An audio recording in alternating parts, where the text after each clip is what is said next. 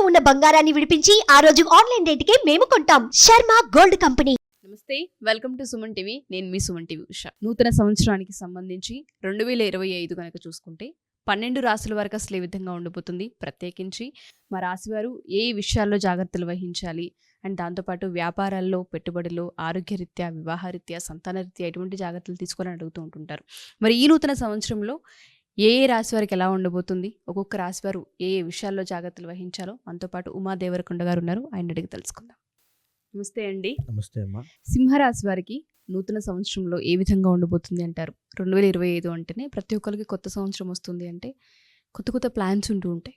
Investment అయి ఉండొచ్చు, కొంతమంది వివాహానికి సంబంధించి ఈ సంవత్సరంలో చేసుకుందాం అనుకునే వాళ్ళు కావచ్చు, లేదు అంటే సంతానానికి సంబంధించి ఎప్పటి నుంచో ప్రయత్నిస్తూ ఉంటుంటారు. కొంతమందికి సంతానం కలగదు, కలిగిన కొంతమందికి ఇష్యూస్ ఉంటూ ఉంటాయి. అలా ఎవరికైనా సరే ఆరోగ్యరీత్యా మనం చూసుకున్నా ఈ సంవత్సరం ఏ విధంగా ఉండబోతుంది అంటారు? సింహరాశి వాళ్ళకి పాపం వాళ్ళని చూస్తే జాలేస్తుందండి. మొన్న సంవత్సరం వాళ్ళకి చాలా ఇబ్బంది పడేటువంటి అన్ని రాశుల్లో కంపేర్ చేస్తే సింహరాశికి చాలా ఇబ్బంది పెట్టేటువంటి సమయం నడిచింది. ఆల్రెడీ ఇప్పటిదాకా చాలా ఇబ్బందులు పడి ఉన్నారు వాళ్ళు. అప్పుల బాధలు అయితేనేమి, ఇంట్లో సమస్యలు అయితేనేమి, వివాహం విషయంలో, వివాహం చేసుకున్న తర్వాత వచ్చేటువంటి ఇబ్బందులు అయితేనేమి, అన్ని విషయాల్లోనూ చాలా ఇబ్బంది పడున్నారు. అయితే 2025 విశ్వావసునామ సంవత్సరం ప్రారంభం అయిన తర్వాత వీళ్ళకి అష్టమ శని ప్రారంభం అవుతోంది. అంటే మీరు చూసారా, ఇందాక నేను రాశిలో అష్టమ శని గురించి ఇప్పటిదాకా వీళ్ళు పడినటువంటి ఇబ్బందులన్నీ చెప్పుకుంటూ వచ్చాను. ఇప్పుడు ఈ అష్టమ శని ప్రభావము సింహరాశికి షిఫ్ట్ అయింది. సో వీళ్ళు ఇక్కడి నుంచి ఏముంటాయి మీరే చెప్పొచ్చు. ఇందాక నేను చెప్పిన దాన్ని బట్టి వాహన ప్రమాదాలు, తర్వాత ఏంటంటే ఆకస్మికంగా జరిగేటువంటి ఇబ్బందులు, చాలా జాగ్రత్తగా ఉండాలి. ఆరోగ్య సమస్యల విషయంలో చాలా జాగ్రత్తగా ఉండాలి. అష్టమ స్థానం అంటే అందులోనూ వీళ్ళకి ఈ అక్టోబర్ దాకా మాత్రము కొంచెం ఇబ్బందికరంగానే ఉంటుంది.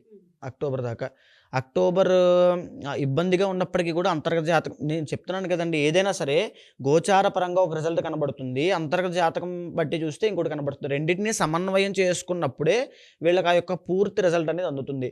అక్టోబర్ దాకా కొంచెం పర్వాలేదు అనే విధంగా ఉన్నా సరే, అక్టోబర్ దాటిన తర్వాత ఎప్పుడైతే గురుడు కర్కాటకంలోకి వస్తాడో అది దాటిన తర్వాత వీళ్ళకి విపరీతమైన ఖర్చులు. సింహరాశి వాళ్ళు వివాహం కోసం ప్రయత్నం చేస్తుంటే ఎండ్ ఆఫ్ ది ఇయర్ వచ్చేటప్పటికి వివాహం అయిపోతుంది. తప్పకుండా వివాహ యోగం కనబడుతోంది, సంతాన యోగం కనబడుతోంది, తర్వాత గృహయోగం కనబడుతోంది. ఇవన్నీ చాలా బాగున్నాయి, కానీ ఎండ్ ఆఫ్ ది ఇయర్లో ఉంటాయి. అక్టోబర్ దాటిన తర్వాత ఉంటాయి. అక్టోబర్ దాటిన ఖర్చులు తగ్గించుకోవాలి. వచ్చింది కదా అని చెప్పి విపరీతంగా ఖర్చు పెడితే అక్టోబర్ తర్వాత విపరీతంగా ఇబ్బంది పడతారు. వీళ్ళని అడగాల్సిన పరిస్థితి వస్తుంది, అప్పులు చేయాల్సిన పరిస్థితి వస్తుంది, లోన్స్ పెట్టాల్సిన పరిస్థితి వస్తుంది. ఇవన్నీ కూడా స్టార్ట్ అవుతాయి. ఎప్పటి నుంచి అష్టమ శని ప్రారంభమైన దగ్గర నుంచి ఆర్థిక ఇబ్బందులు ఇవన్నీ కూడా స్టార్ట్ అవుతాయి ఇప్పుడు. సో దీని అంత తేలిగ్గా తీసుకోకూడదు. ఇప్పుడు కనుక జాగ్రత్తగా ఉండగలిగితే రాబోయే రోజుల్లో చాలా బెటర్ రిజల్ట్స్ అనేవి ఉంటాయి. అక్టోబర్ తర్వాత మాత్రమే ఇబ్బందులు. అక్టోబర్ లోపు కొంచెం పర్వాలేదు. మీ యొక్క జాతకం బట్టి మీ యొక్క ఏ వింశోత్తరి అంతర్దశ నడుస్తుందో చూసుకుని దానికి ఎవరైతే మిమ్మల్ని రూల్ చేస్తున్నారో, కంట్రోల్ చేస్తున్నారో చూసుకుని ఆ అధిదైవానికి, ఆధిపత్య దైవానికి మీరు స్తోత్రం చేసినా, ప్రతినిత్యము జపం చేసినా, లేకపోతే దర్శనం చేసుకున్నా మీకు చాలా బెటర్గా ఉంటుంది. గోచార పరంగా మీకున్నటువంటి జాతక రీత్యా సింహరాశి వాళ్ళు తిరుపతి వెళ్ళండి. తిరుపతి వెంకటేశ్వర స్వామి దర్శనము మార్చి తర్వాత, ఏప్రిల్లో కానీ మేలో కానీ దర్శనం చేసుకుంటే చాలా అమోఘమైనటువంటి అద్భుతమైన రిజల్ట్స్ అనేవి కనబడతాయి వీళ్ళకి, సింహరాశి వాళ్ళకి.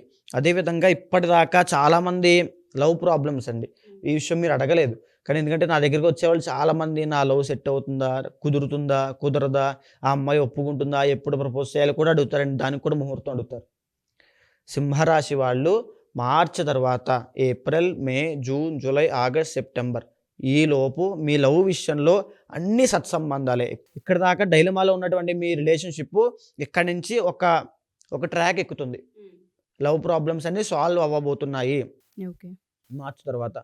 అదేవిధంగా లవ్వే కాదండి, పెళ్లి చేసుకున్న తర్వాత ఒకవేళ జాతకంలో కుజుదోషము, కాలసర్పదోషము, లేకపోతే కళత్రభావాలు నప్పకపోవడము, ఇలాంటి చాలా సమస్యలు ఉన్నప్పటికీ కూడా పెళ్లి చేసుకునే ముందు తెలుసో తెలియకో చాలామంది చేసేసుకుంటారు.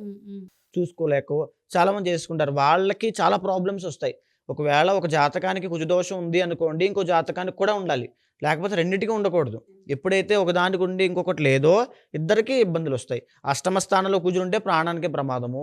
అలాగే కాలసర్పదోషం ఉంది అనుకోండి, 12 రకాల కాలసర్పదోషాల్లో ఏ రకమైన కాలసర్పదోషం ఫర్ సపోజ్ మహాపద్మానామ కాలసర్పదోషం ఎఫెక్ట్ అయిందనుకోండి, ఆడవాళ్ళకి ఉందనుకోండి, అంటే భర్త భరించలేడు ఇంకా.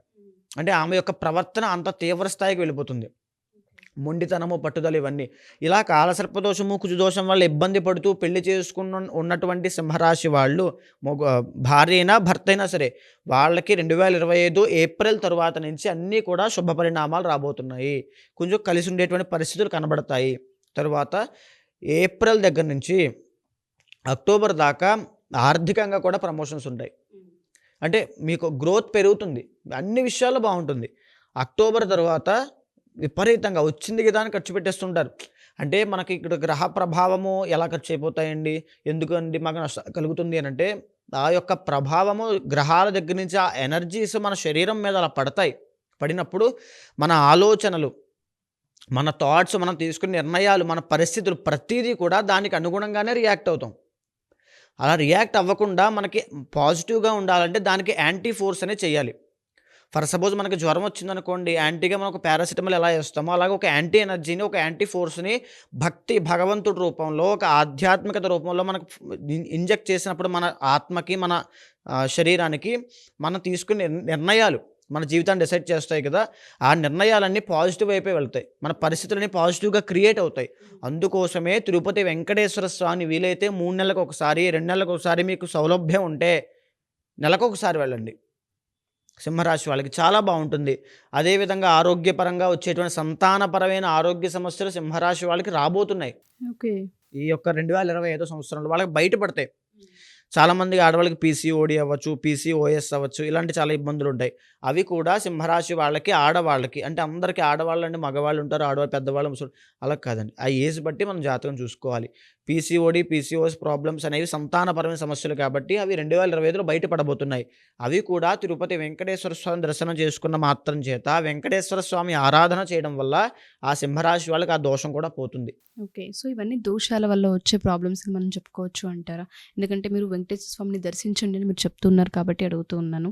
దర్శనం అంటే ఎప్పుడెప్పుడు చేసుకోవాల్సిన అవసరం ఉంటుంది అంటారు? సంవత్సరాంతంలో కుదిరినప్పుడల్లా వెళ్ళడం మంచిది అంటారా?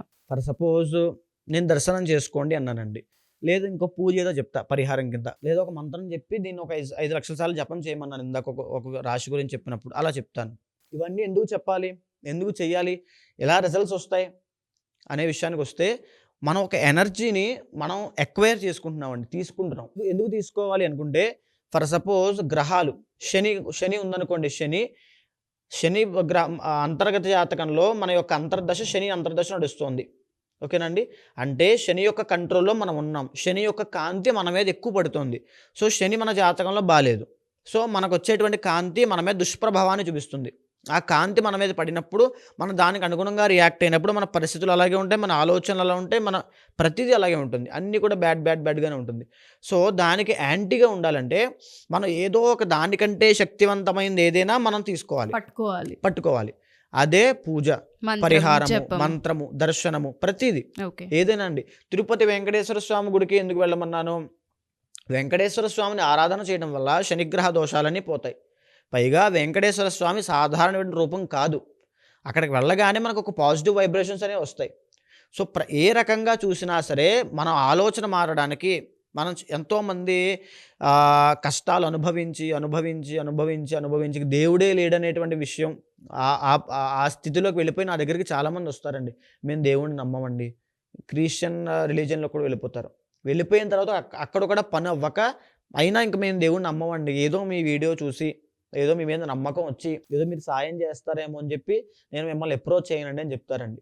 సో వాళ్ళకి ఏంటంటే మనం ఏదైనా ఒక పరిహారం చెప్పామనుకోండి, లేదా ఒక రకమైనటువంటి మంత్రం ఇచ్చామనుకోండి, పర్వతం మేంచి పడిపోతున్న వ్యక్తికి ఒక చెట్టు కొమ్మో లేకపోతే ఏం దొరికినప్పుడు నేను బతకగలనేటువంటి ఆశ ఎలా పుడుతుందో, ఇది చేసుకో పలానా చేస్తేనే ఖచ్చితంగా పని అయిపోతుంది మన నమ్మకం ఇచ్చినప్పుడు దాని ప్లెసిబో ఎఫెక్ట్ అంటారు. సో మనం ఇది చేస్తే నాకు అయిపోతుంది అనేటువంటి ఆశ పుడుతుంది. భగవంతుడి మీద నమ్మకం కుదురుతుంది. ఆ రకంగా మనిషిలోని ఉత్తేజం పెంచడం కోసం, ఆ మనిషిలో నమ్మకం అతని మీద అతనికి సెల్ఫ్ కాన్ఫిడెన్స్ తెప్పించడం కోసం ఈ పరిహారాలు. దీంతో పాటు మనకు కనిపించిన ఎనర్జీ మనం ఎక్వైర్ చేసుకుంటాం మనకు తెలియకుండానే. అవును. చాలామంది తెలియక పూజలని ట్రాష్ అండి, దర్శనం చేసుకుంటే వచ్చేస్తుందా ఇవన్నీ అంటారు. మనం చేసే చిన్న చిన్న చిన్న చిన్న పనే మన జీవితంలో భారీగా రిజల్ట్స్ చూపిస్తాయి. దీన్నే బటర్ఫ్లై ఎఫెక్ట్ కూడా అంటారు. సో మీరు అన్నట్టుగానే ప్రతి ఒక్క రాశి వాళ్ళు కూడా ఒక్కొక్కరికి ఒక్కొక్క పరిహారం చెప్తూ ఉన్నాము, ఒక్కొక్క దేవుని దర్శించమని మనం చెప్తూ ఉన్నాము. కొంతమందికి అంతర్గత జాతకం చూసిన తర్వాత కొన్ని పూజలు చేయాల్సిన అవసరం ఉంటూ ఉంటుంది, హోమాలు చేయాల్సిన అవసరం ఉంటూ ఉంటుంది. అది మీరు ఏ విధంగా చేస్తూ ఉంటుంటారు? ఎవరైనా మీ దగ్గరకు వచ్చి వివాహానికి, సంతానానికి, దాంతోపాటు ఉద్యోగ సమస్యలు, వ్యాపార సమస్యలు, ఆర్థిక సమస్యలతో ఇబ్బంది పడుతూ ఉంటుంటారు. కొంతమందికి ఆరోగ్య సమస్యలు ఉంటుంటాయి, కొన్ని ఇయర్స్ నుంచి సఫర్ అవుతూ ఉంటుంటారు. కొంతమందికి రిలేషన్షిప్లో విభేదాలు ఉంటుంటాయి, దానివల్ల సఫర్ అవుతుంటుంటారు. కొంతమందికి సూసైడల్ టెండెన్సీ వస్తూ ఉంటుంది, డిప్రెషన్కి వెళ్తూ ఉంటుంటారు. ఇవన్నీ కూడా మన జాతకరీత్యా ఎక్కడో అక్కడ ఏదో చేయాల్సింది చేయకపోవడం వలన, లేదు అంటే మీరు అన్నట్టుగా పూర్వజన్మ నుంచి వచ్చిన కర్మ ఫలితాల వలన అనుభవించాల్సి వస్తూ ఉంటుంది.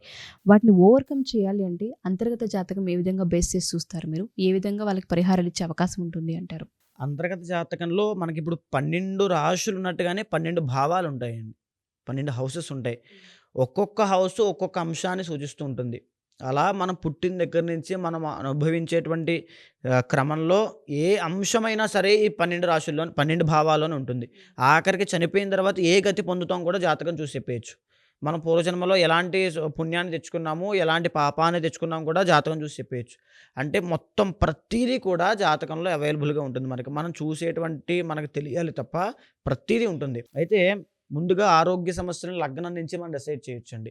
లగ్న భావం చూసి అతను ఆరోగ్యవంతుడా, చూడడానికి ఫిజికల్గా ఎలా ఉంటాడా, హైట్గా ఉంటాడా, పొట్టిగా ఉంటాడా, పొడుగ్గా ఉంటాడా, తెల్లగా ఉంటాడా, నల్లగా ఉంటాడా, బక్కగా ఉంటాడా, ప్రతిదీ చెప్పొచ్చు. ఆయన గుణం ఏంటి, గణం ఏంటి, అతను ఎలా మాట్లాడతాడు, సాఫ్ట్గా ఉంటాడా, హార్ష్గా ఉంటాడా, మంచోడా, చెడ్డోడా, మ్యానిపులేటరా, ప్రతిదీ చెప్పొచ్చు. రెండవ స్థానం ధనస్థానాన్ని చూసి సంపాదిస్తాడా, సంపాదించి దాచుకోగలడా, ఎలాంటి సంపాదన, అక్రమ సంపాదన ఉంటుందా, సక్రమ సంపాదన ఉంటుందా, కుటుంబంతో ఎలా ఉంటుంది. కుటుంబాలు 2 ఉంటాయండి. ఒకటి పెళ్లి కాకముందు తల్లి, తండ్రి, తమ్ముడు, అన్నయ్య, అక్క, చెల్లి, తిను. అదేవిధంగా పెళ్ళి అయిన తర్వాత భార్య, భర్త, కొడుకు, కూతురు, మనవలు, ఈ ఫ్యామిలీ ఉంటుంది. ఈ రెండో స్థానాన్ని చూసి తల్లి, తండ్రి ఎలా ఉంటారు, ఆ ఫ్యామిలీతో వీళ్ళ యొక్క కనెక్షన్ ఎలా ఉంటుంది. చిన్న వయసులోనే ఇల్లు వదిలేసి పారిపోతాడా, ఇంట్లో ఉంటాడా, ఇంట్లో ఉంటే సక్రమంగా ఉంటాడా, ఇంట్లో ఏమైనా ఇబ్బందులు పెడతాడా వాళ్ళని, వీళ్ళ వల్ల ఈ యొక్క జాతకుడి వల్ల తల్లిదండ్రులకైనా ఇబ్బందులు వస్తాయా అనే విషయాన్ని చెప్పచ్చు. ఇంకా మూడో స్థానం చూసి ఇతని పట్టుదల ఎలా ఉంటుంది, ఇతని యొక్క స్థాయి, సంకల్ప శక్తి ఏ విధంగా ఉంటుంది, ఇతని పరాక్రమం ఏంటి, ఈయన బలంగా ఉంటాడా, వీక్గా ఉంటాడా, తరువాత ఇతను పనిచేసే చోట కొలీగ్స్తో ఇతని రిలేషన్ ఎలా ఉంటుంది, తరువాత ఇతనికి సోదరులు ఉంటారా, సిబ్లింగ్స్ ఏమైనా ఉంటారా, అక్క, చెల్లి, తమ్ముడు ఏమైనా ఉంటారా, ఉంటే వాళ్ళతో రిలేషన్ ఎలా ఉంటుంది, లాభసాటిగా ఉంటుందా, నష్టం కలిగిస్తుందా చెప్పొచ్చు. 4వ స్థానాన్ని చూసి కుటుంబము, తల్లికి ఇతనికి రిలేషన్ ఎలా ఉంటుంది. ఒకవేళ తల్లి యొక్క జాతకం లేదు అనుకోండి, ఈయన యొక్క జాతకం తీసుకుని 4వ స్థానం ద్వారా చంద్రుడి యొక్క గతి ద్వారా ఆ యొక్క తల్లి ఏం చేస్తుంది, ఆరోగ్య సమస్యలు ఏమైనా ఉంటాయా, వస్తాయా, ఇతని వల్ల ఆమె ఏమైనా ఇబ్బంది పడుతుందా చెప్పచ్చు. 4వ స్థానంలో వల్ల ఇతని గృహయోగం ఉంటుందా, ఈ అపార్ట్మెంట్ కొంటాడా, హౌస్ కొనుక్కుంటాడా, లేకపోతే కొన్న ఇల్లు అమ్మడానికి దీనికి లేకుండా చాలామంది కబ్జాలకు అయ్యి 10 సంవత్సరాలు 20 సంవత్సరాలు అలా ఉండిపోతాయి.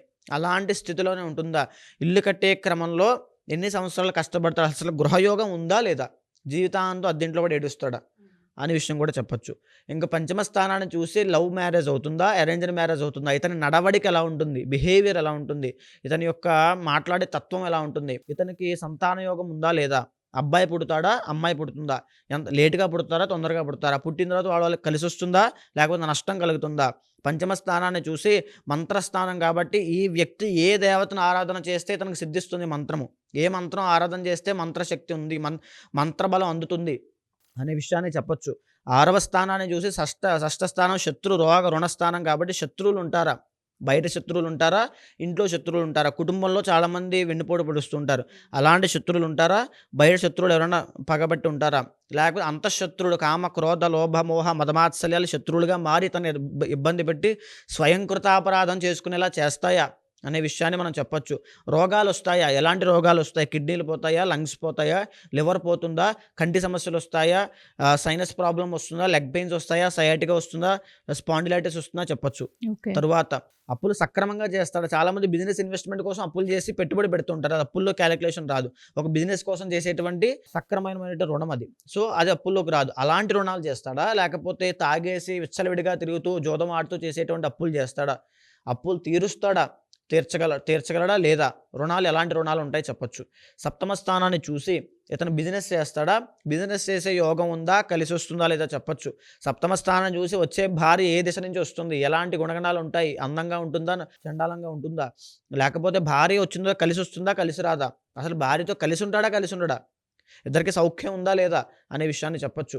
అష్టమ స్థానాన్ని చూసి తన సీక్రెటివ్ మైండ్ సెట్ ఉందా? లోపల ఎన్ని విషయాలు దాచుకుంటాడు? బయట కనిపించే వ్యక్తి ఇంకొక వ్యక్తి ఏమైనా ఉన్నాడా? అంటే ఏమైనా డిప్రెషన్, ఇతని మానసిక స్థితి ఎలా ఉంటుంది? మానసిక ధైర్యం ఎలా ఉంటుంది? తర్వాత ఇతనిలో జరిగే మార్పులు ఎంత ఫాస్ట్గా చేంజ్ అవుతూ ఉంటాయి? ఇతని ఆయుష్ ఎంత ఉంటుంది? ఆయుష్ కూడా క్యాలిక్యులేట్ చేయొచ్చు. భాగ్యస్థానాన్ని చూసి ఇతను తండ్రి ఏం చేస్తుంటాడు? తండ్రి వల్ల ఇతనికి లాభం వస్తుందా? నష్టం వస్తుందా? అసలు తండ్రి వల్ల ఇద్దరికి రిలేషన్ బాగుంటుందా? బాగోదా? ఇతను పూర్వజన్మ నుంచి ఎంత పుణ్యాన్ని తీసుకొని వచ్చాడు? ఇతనికి సంపాదించే యోగం ఉందా లేదా? 10 మందికి పెట్టే యోగం ఉందా? 10 మంది దగ్గర అడుక్కోవడం లాంటివి చేస్తాడా? అంటే అతని యొక్క స్థితి, ఆర్థిక స్థితి, సంపాదించేటువంటి భాగ్యస్థానం ఎలా ఉంది అనేటువంటి విషయాన్ని భాగ్యస్థానం 9వ స్థానం చూసి చెప్పొచ్చు. తర్వాత 10వ స్థానంకి వెళ్ళేసరికి వృత్తి, కర్మ, ఇతను జీవితాంతము లేబర్ పని చేసుకుంటూ బతుకుతాడా? లేకపోతే జీవితాంతం షార్ట్ కట్లో ఫాస్ట్గా ఎదిగిపోతాడా? అసలు ఏ పని చేస్తాడు? బిజినెస్ చేస్తాడా? ఉద్యోగం చేస్తాడా? బిజినెస్ చేస్తే ఏ రకమైన బిజినెస్ చేస్తాడు? చంద్రుడు వచ్చాడు అంటే డైరీ ఫామ్ అవ్వచ్చు, లేకపోతే ఫుడ్ బిజినెస్ అవ్వచ్చు. బుధుడు వచ్చాడంటే ఇంపోర్ట్స్ అండ్ ఎక్స్పోర్ట్స్ అవ్వచ్చు. కుజుడు వచ్చాడంటే అగ్రికల్చర్ అవ్వచ్చు, రియల్ ఎస్టేట్ అవ్వచ్చు. ఇలా అన్ని రకాలటువంటి అంశాల మీద మనం గమనించిన తర్వాత ఏ బిజినెస్ చేస్తాడో, అసలు చేస్తాడా చేయడా? వృత్తి, జీవితాంతం చాలామంది సెటిల్మెంట్ ఉండదు. వచ్చినటువంటి ఆస్తిని అలా గడిపేస్తూ ఉంటారు. ఆ రకమైన పరిస్థితుల్లో ఇతను ఉంటాడా? లాభస్థానాన్ని చూశాక ఇతను ఫ్రెండ్ సర్కిల్ ఎలా ఉంటుంది? ఇతను ఫ్యామిలీకి ఎంత ఇంపార్టెన్స్ ఇస్తాడు? ఫ్రెండ్స్లో ఇతనికి పనికొచ్చే వాళ్ళు ఉంటారు, ఇతను మోసం చేసే వాళ్ళే ఉంటారా? ఏ 11వ స్థానంలోనో ఏ కేతు ఉన్నాడు అనుకోండి, సర్వనాశనం అయిపోతాడు. చెడు సహవాస దోషం పడుతుంది కాబట్టి. 11వ స్థానంలో రవి, కుజుడు, లేకపోతే ఆ యొక్క భావాన్ని గమనించిన తర్వాత అలాంటి మంచిది ఏమైనా ఉంటే కనుక పలుకుబడి ఉన్నటువంటి వ్యక్తులతో పరిచయాల వల్ల గొప్ప స్థాయికి వెళ్ళిపోతాడు. ఆ రకమైనటువంటి ఉంటుంది. ఇంకా 12వ స్థానం చూసిన తర్వాత ఇతనికి దీర్ఘకాలిక ఆరోగ్య సమస్యలు ఏమైనా ఉంటాయా? లేకపోతే దేశం దాటి బయటకు వెళ్ళి విదేశ యోగం ఏమైనా ఉందా? లేకపోతే 12వ స్థానం తర్వాత ఖర్చు ఎలా పడతాడు? లగ్జరీ కోసం ఖర్చు పెడతాడా? దేనికోసం ఖర్చు పెడతాడు? నిద్ర ఎలా పోతాడు? ప్రశాంతమైన నిద్ర ఉంటుందా? ఉండదా? ఇతను సుఖాన్ని జీవితంలో సుఖాన్ని అనుభవిస్తాడా? అనుభవించడా? చనిపోయిన తర్వాత మోక్షానికి వెళ్తాడా? మరి నరకానికి పోతాడా? ఏ జన్మ ఎత్తుతాడు అనే విషయాన్ని కూడా ప్రతిదీ డీప్ అనలైజ్ చేసి మనం చెప్పొచ్చు. ఇది అనలైజ్ చేసిన తర్వాత ఏ గ్రహం దానికి కారణం అవుతోంది, ఏ గ్రహం వల్ల ఇతను ఇబ్బంది పడుతున్నారు అని చూసి ఆ గ్రహానికి సంబంధించిన అధిదైవానికి ఆ యొక్క అధిదేవత ప్రత్యదేవతలకి జపము, హోమము, దానము, మార్జనము ఇవన్నీ చేసిన తర్వాత శివుడికి రుద్రాభిషేకం చేస్తే అతనికి ఏ యోగం కావాలంటే ఆ యోగం, ఏ సమస్యతో బాధపడితే ఆ సమస్య తప్పకుండా నెరవేరుతుంది. సో 12 స్థానాలు మనం చూసి వాళ్ళకి ఏ విధంగా ఉంటుందని చెప్పే అవకాశం మన దగ్గర ఉంటుంది. ఓకే, పూజలు కావాలన్నా మీరు నిర్వహిస్తూ ఉంటుంటారా అండి? నిర్వహిస్తుంటారు. ఓకే, సో ఎవరైతే మా ఈ వీడియో చూస్తూ ఉంటుంటారో ఈ రాశి వారు కనుక మీరు ఒకసారి అంతర్గత జాతకం చూయించుకోవాలి అనుకున్నా, ఒకసారి ఉమాదేవరకొండ గారిని కలవాలి అనుకున్నా డెఫినెట్గా అప్రోచ్ అవ్వచ్చు. కింద స్క్రోల్ అవుతున్న కాంటాక్ట్ నెంబర్ కనుక కాంటాక్ట్ చేస్తే టీం మీకు పూర్తి వివరాలను అందిస్తారు. థ్యాంక్ యూ అండి. Thank you so much.